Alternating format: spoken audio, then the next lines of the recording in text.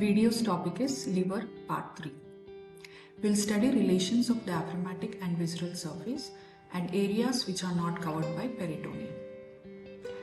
Relations of diaphragmatic surface: superiorly lung and pleura on either side, pericardium and heart in the center. Anteriorly xiphoid process and anterior abdominal wall. Right lateral surface: upper 1/3 lung and pleura, middle 1/3 costodiaphragmatic recess, lower 1/3 10th and 11th ribs.